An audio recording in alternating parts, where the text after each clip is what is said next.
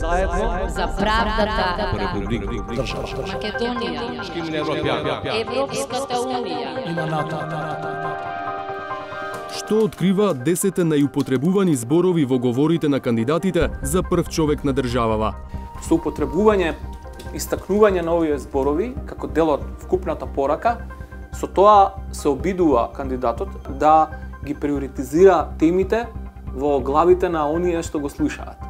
Иако кандидатката Гордана Силјановска-Давкова ја поддржува конзервативна партија, а во незината реторика, например, отсуствуваат такви зборови како што се, нели, семејство, традиционални вредности.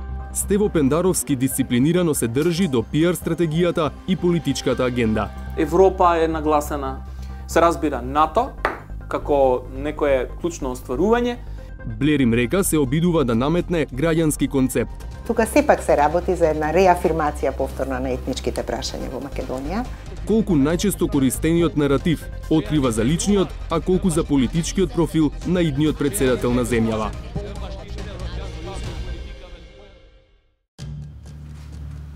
Темелно анализиравме по 3 говори на тројцата кандидати за претседател одржани во различни средини.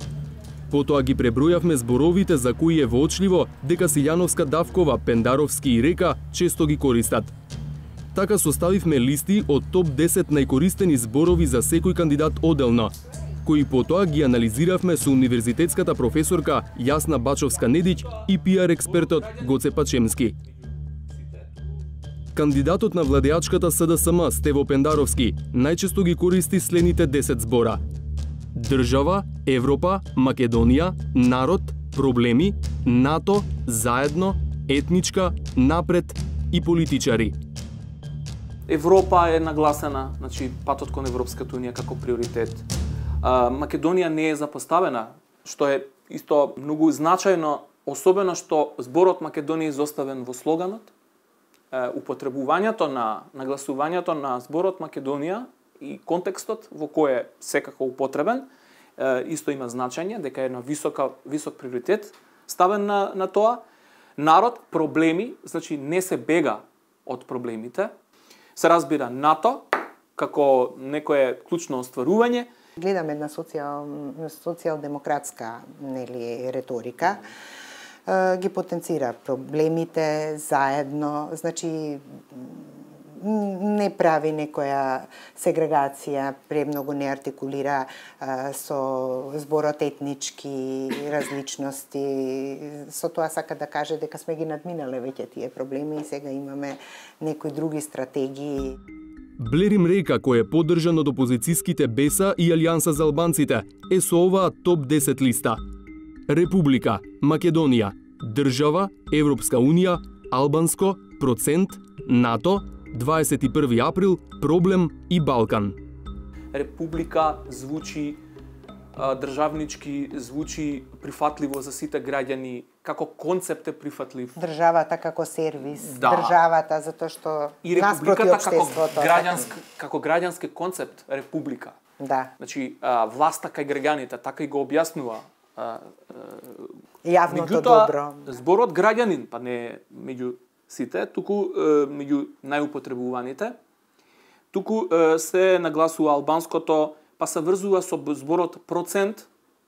Мислам дека тука треба да се направи малку по-квалитативна анализа во кој контекст е употребен зборот процент. Некогаш вели не треба да бидеме процент. Така е. Затоа е употребен. Меѓутоа сепак голема енергија и големо високо на приоритетот. Значи е објаснувањето што значи албанско, процент и република концептот. Тие се врзани. Тука сепак се работи за една реафирмација повторно на етничките прашања во Македонија. И сега тоа на некој начин многу луѓе го гледаат различно. Но може да се гледа и од друг аспект. Албанците да почнат оваа држава да ја чувствуваат како своја. За кандидатот на опозицијската ВМРО ДПМН, Силјановска-Давкова, преброивме дека најчесто ги користи: Македонија, претседател, проблем, власт, право, избори, граѓани, устав, Европска унија и реформи. Тие јасно кажуваат дека кандидатката својата сила, својата аргументација ја темели врз својата знаење и експертиза. Се разбира, тоа е клучот на незиното политичко действување, ќе биде клучот на незиното политичко действување доколку биде избрана за председател. Меѓутоа, еден од најретко употребуваните зборови е НАТО.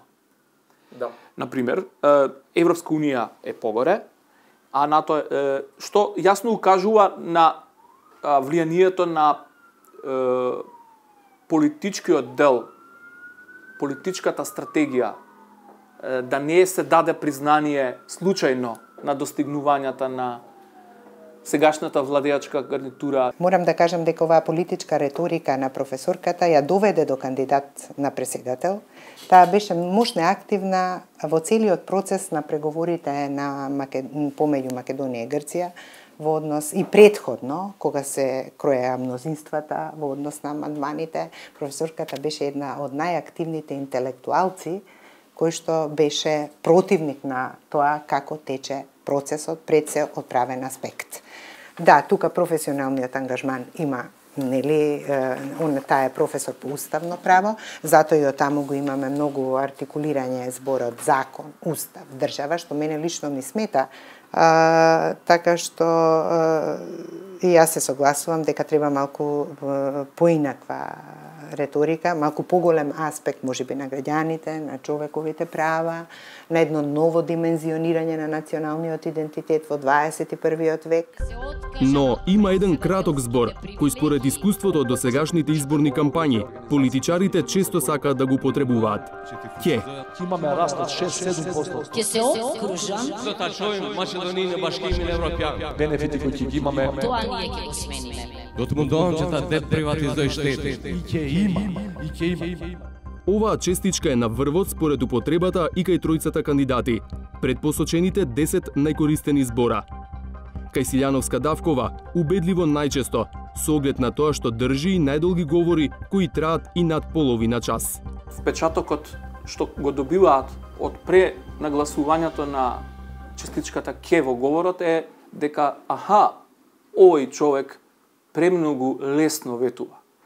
Тоа е она, како да кажам, по моје мислење, рамнотежа на која треба да внимаваат говорниците, во овој случај кандидатите, да не влезат во замката на генерирање преголеми очекувања. Македонија, Не Македонија. Малата Македонија. Македонија. Република Македонија. Председателските кандидати речиси и да не го користат новото уставно име на земјава – Република Северна Македонија. Затоа пак користат скратено Македонија. Збор кој на Силјановска-Давкова и е и најчесто употребуван. Таа го користи старото уставно име – Република Македонија. Што се однесува до употребата ке сте во Пердаревски, мислам дека таа не употреба од кампањски потреби, бидејќи станува збор за нели нешто што може да предизвика нели револт кај населението. Неупотребата на уставното име од страна на кандидатката на опозицијата е политички пресметано. Како да кажам, тоа е дел од нивната политичка стратегија и оттаму кај не за тоа е намера. Значи намера да не се да се испрати друга порака. А тоа јасно после и образложена дека ние всушност јас лично не го признаваме. Според нашите соговорници, дел од стандардната PR стратегија е во говорите често да се користат зборовите од слоганот на кандидатите. Но тоа го прават само Река и Пендаровски. Зборовите Република кај Река и заедно и напред кај Пендаровски се меѓу 10 најупотребувани. На Река ова му е втор збор на листата. Кандидатката Силјановска-Давкова зборот Правда, иако е во незиниот слоган, ретко го изговара. Не е ниту во првите 10, туку на 18-тото место според фреквентноста на употреба. Неупотребата на зборот Правда асоцира, наговестува дека таа порака има потреба да се модифицира. Значи кандидатката сакала или, тоа е еден аспект, или можеби нагласувањето на право, зборовите право, устав, закон, кои комбинирани заедно ќе излезат 72 ќе излезат на второ место веднаш после ке, упатува на тоа, на стручноста на која инсистира кандидатката. Значи, јас сум експерт по право Јас знам како ќе донесам правда за Македонија. Значи, тука имаме затајување најверојатно на PR тимот кај професорката или професорката има голем личен интегритет и го запоставува слоганот, меѓутоа јас мислам дека ова е еден недобро искомпониран слоган. Зборот правда беше многу потребен и социјално потрошен во самите протести нема правда, нема мир и татковината повикува, што е еден старомоден, конзервативен, нели. Тоа е мој став и мој лично мислење. Сведочиме на мирна кампања без многу возбудувања, се согласуваат нашите соговорници. Реториката е со висок степен на меѓусебна почит и толеранција, што е ново за земјава. Сепак, можно е заострување, особено пред решавачкиот втор круг.